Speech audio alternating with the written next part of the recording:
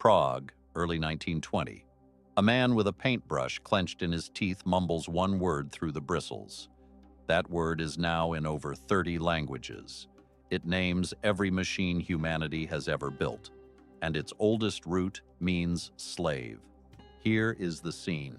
Karel Čapek bursts into his brother Joseph's studio. He has an idea for a play. Artificial workers grown in vats built to do human labor. Karel cannot figure out what to call them. He tries labori, from the Latin for labor.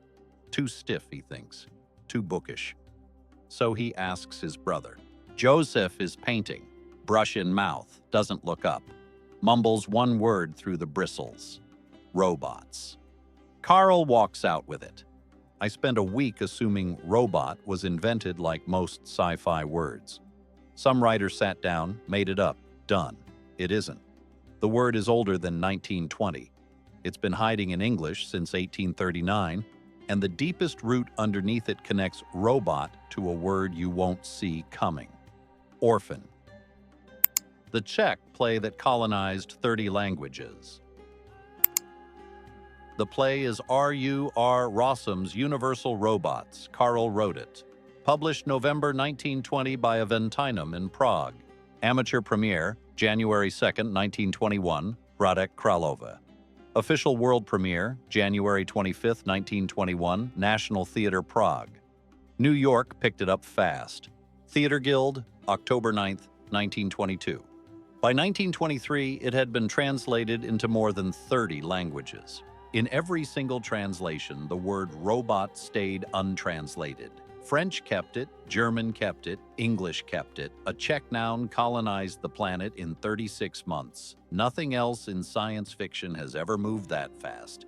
And Karel didn't even claim the word.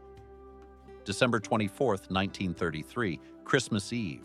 Karel publishes a short piece in Lidové noviny, the people's paper in Prague, title O Slov Robot, about the word robot, page 12. Kulturní Kronika column. He confesses. He didn't invent it. Josef did. He tells the brush-in-mouth story.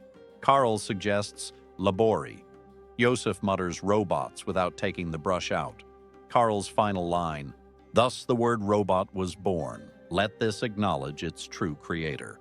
So the most influential word in 20th century science fiction came from a cubist painter who couldn't be bothered to stop painting.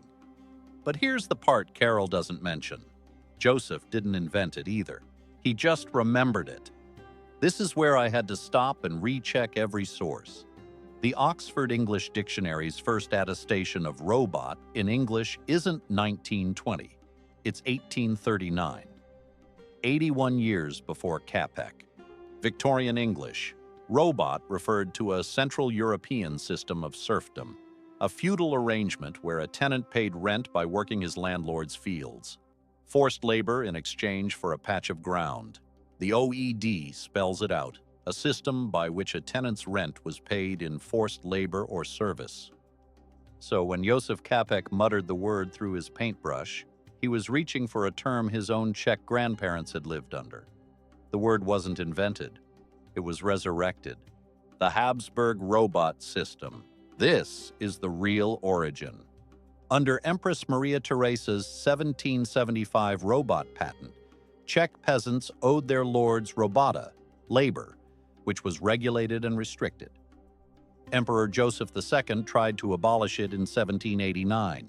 His brother Leopold II brought it back. It clung on for another 60 years. Final abolition, the revolutions of 1848. Serf labor ends across the Austrian Empire. For the first time in centuries, Czech peasants are no longer legally bound to work another man's land. Here's what stops you. That was 1848. Čapek wrote RUR in 1920. 72 years. In 1920, plenty of Czechs still had grandparents who had done robota. Joseph grew up in a Bohemian village where the word meant one thing, your grandfather working another man's field. That's the word he handed his brother. The Czech robota comes from Old Church Slavonic robota, meaning servitude. Robota comes from rabu, and rabu translates to exactly one English word, slave. Most etymology articles stop here. They shouldn't. The route that built Europe. The Proto-Indo-European route is orb, reconstructed by comparative linguists.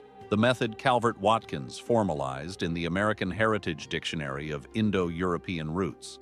It means, roughly, to change allegiance, to pass from one status to another, to lose your place. Now watch what grew from orb. Greek orphanos, orphan, a child who has lost their parents. Old High German Arabiat, which becomes modern German Arbeit, work.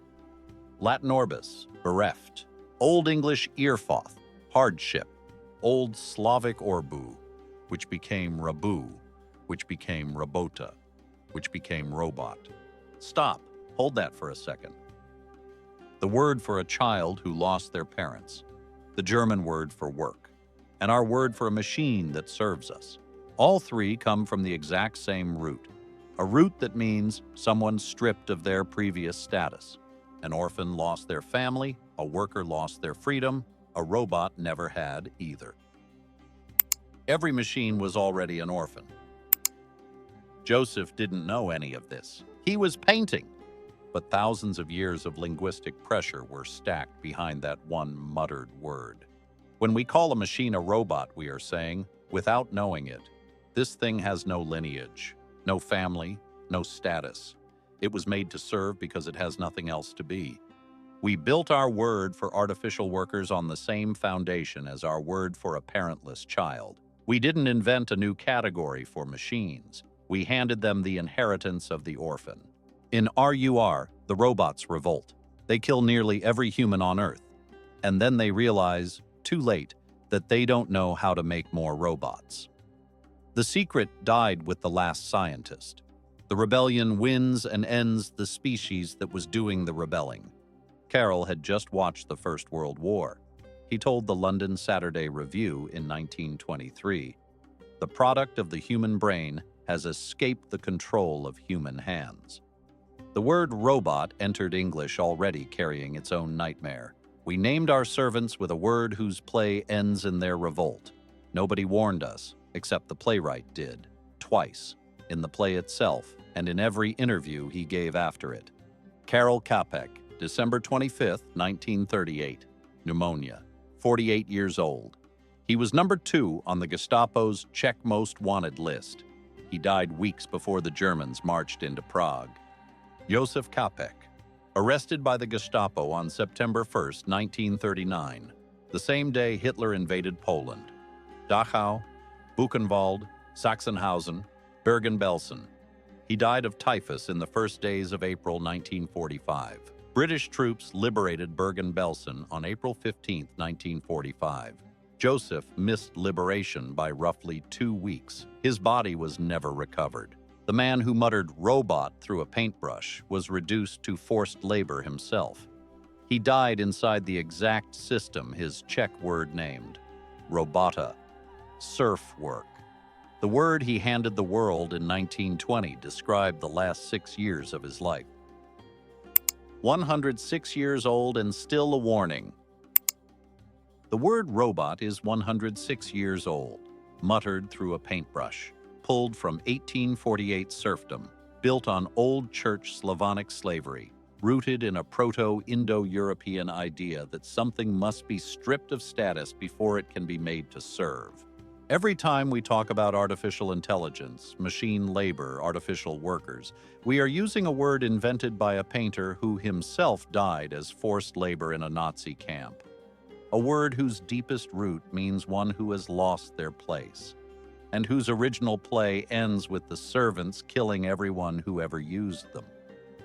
Next time somebody tells you robots are the future, remember what the word actually is. It's a 106-year-old warning, written by a man who watched it come true.